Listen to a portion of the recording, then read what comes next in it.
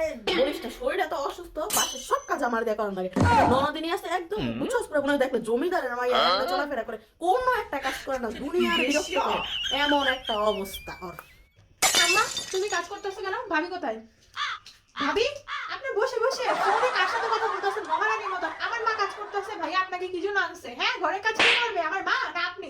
আপনার কপাল ভালো যে আমার মার মতন শাশুড়ি আপনি পেয়েছেন। যদি আমার মতন শাশুড়ি পেতেন আপনার খবর হয়ে যেত। ভাইয়া তুমি কোথায়? ভাবিকে বলো না কিছু।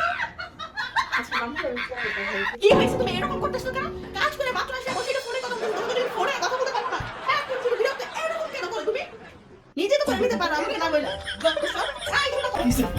কি হয়েছে? এই তুই আমার বিয়ে করে আনছিস, তখন আমার কইছিস কি আমার রাজরানীর মতো করে দেখো, কম লোক না তোর বোন বিয়ে কইছে, তোর বোন আমার সহ্য করতে পারে না, একটু বসে থাকো, তারপরে দেখতে পারে না, আমি একটু ফোন না করতে তারপরে চিন্তা চিন্তা কি হয়েছে তোর বইনি? আর পাগল তো ফ্যামিলি যত গোষ্ঠী পাগল তুমি আগে কষ্ট নিয়ে আগে কষ্ট নাকি আগে কষ্ট নাকি আগে কষ্ট। ভাইয়া আমার বউ এগুলো কি শুরু করে রাখছে? হ্যাঁ, উনি এসব কি শুরু করছে? কাজ করে না, কিছু করে না, তুমি যে কিছু বলো না। কি করে